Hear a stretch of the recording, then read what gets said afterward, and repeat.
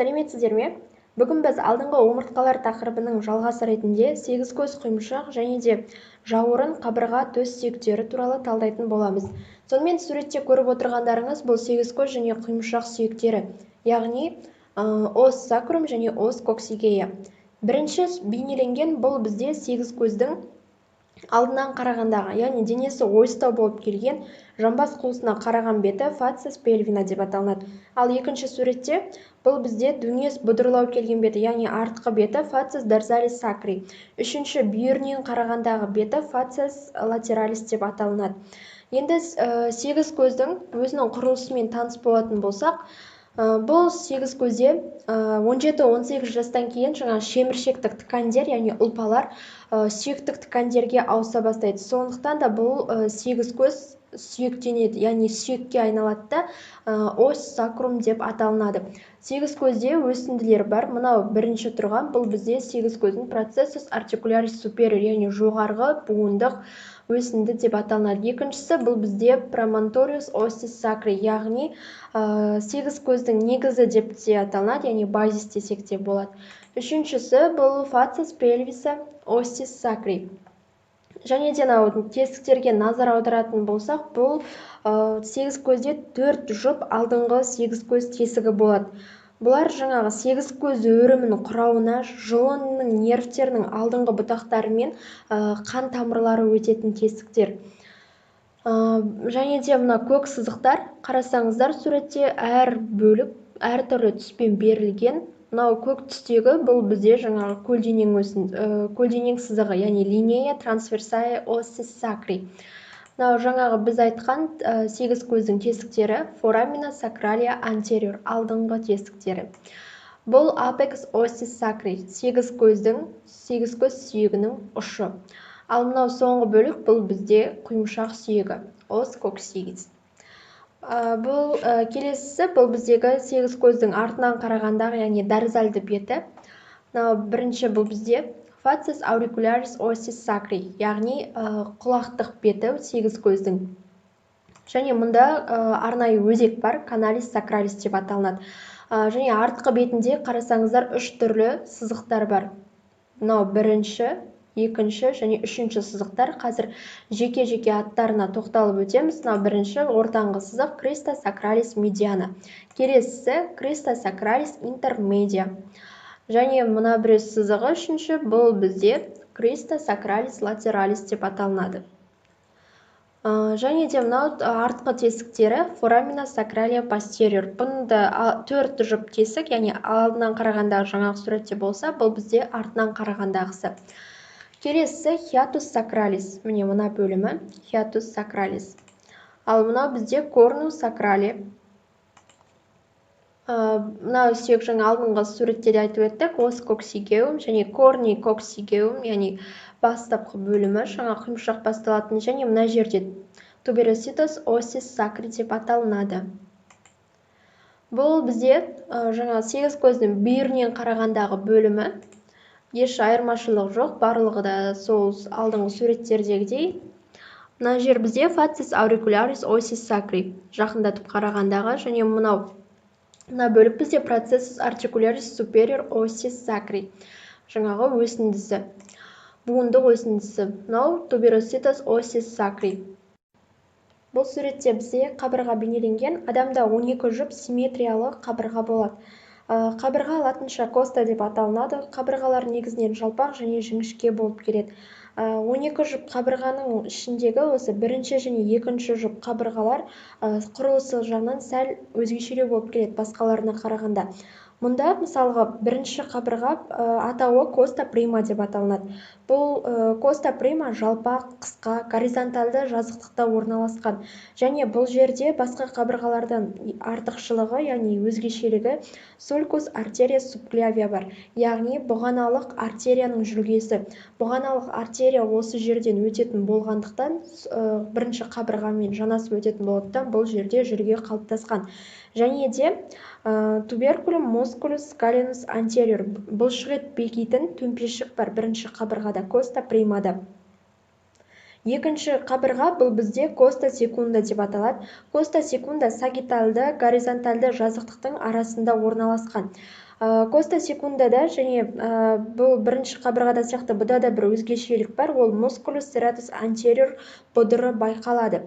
Яғни тішеленген алдыңғы бұлшықеттің бұдыры осы екінші қабырғада байқалынады. Енді біз қабырғаларды құрылысымен танысатын болсақ, бұл бізде бірінші бейнеленген facies articularis capitis costae. Міне мына жері. Сіздерде суретте көрініп тұрған болар. Мына бөлімі facies articularis capitis costae деп аталады. Екіншісі caput costae. Бұл қабырғаның басы. Міне мына бөлімі caput costae деп аталады. Келесі column costae. Бұл қабырғаның мойны. Міне мына сары түстер. Бұл қабырғаның мойны. Келесі facies articularis tuberculi costae. Міне.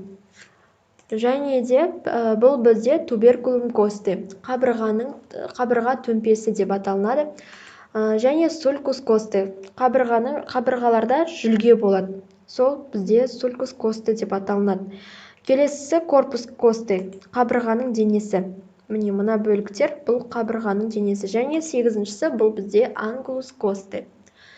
Бұл бізде қабырғаның алдынан жақындатылып көрсетілген және бір бүйірінен қарап көрсетілгендегі көрініс. Ендігі кезекте бізде төс сүйегі. Төс сүйек латынша sternum деп аталынады. Төс сүйек үш бөліктен тұрады: тұтқасынан, денесінен және семсер тәрізді өсіндісінен, яғни семсер тәрізді ұшынан тұрады.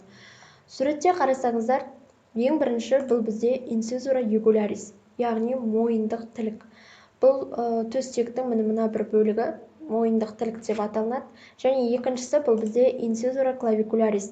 Яғни бұл жерге бұғана сүйегі келіп бекитіндіктен бұл жерде incisura clavicularis, яғни бұғаналық тілік пайда болған. Үшіншісі бұл бізде manubrium sterni. Мына бөлімі. Төртіншісі angulus sterni. Төс сүйектің бұрышы. Және бесіншісі бұл бізде corpus sterni. Төс сүйектің денесі. Алтыншы мына бізде семсер тәрізді өсіндісі processus xiphoideus деп аталынады. Және жетінші бұл бізде incisura costale. Бұған қабырғалар келіп бекінеді. Қабырғалардың ішінде алтыншы және жетінші қабырғалар келіп бекиді. Осы тесікке мына жерге. Incisura costale. Және де сегізіншісі бұл бізде incisura costalis. Жаңа екінші қабырға коста секунда келіп бекиді осы мына жерге келіп. Және тоғызыншысы бұл бізде мына бір бөлікте, мына суретте анық емес көрсетіліп қалған, мына жерге бұл бізде incisura costalis 1, яғни costa prima, бірінші қабырға келіп орналасады. Бұл бізде жауырын, яғни скапуля.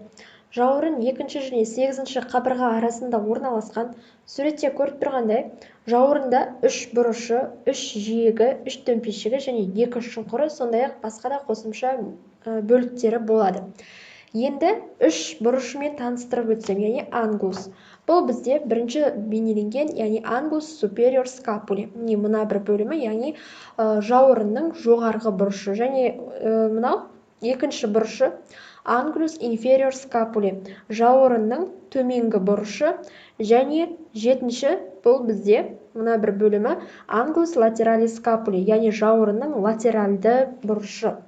Жауырында сондай-ақ үш жүйек бар. Олар margo lateralis, margo medialis және margo superior.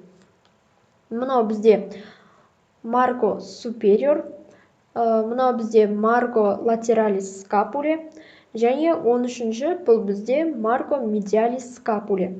Сондай-ақ жауырында үш төмпешік бар. Олар біріншісі tuberculum supraglenoidale және екінші төмпешік tuberculum infraglenoidale. Және үшінші төмпешік бұл бізде 14-ші номердегі, мына бір жердегі tuberculum deltoideum деп аталынады.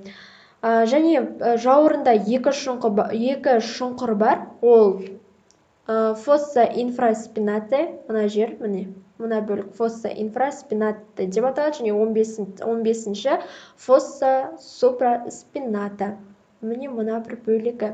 Сондай-ақ қосымша бөліктерін айтатын болсам, ол бізде үшінші бейнеленген incisura скапуле. Одан кейінгі 4-ші номердегі бұл бізде акромион, яғни иық өсіндісі. 6-ші номердегі бұл бізде кавитас клиноидалис скапуле. Және 8-ші номердегі бұл бізде колум скапуле, яғни жауырын мойны.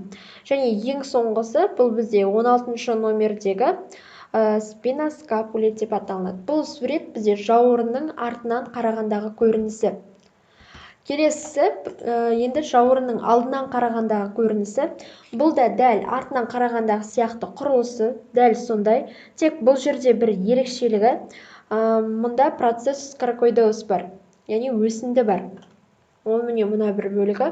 Мынау жаңағы тілігі, жоғарғы ұшы, жиегі барлығы осындай. Және де бұл жерде туберкулум инфраглиноидале, міне мұна бөлік алдыңғы суретте де болған.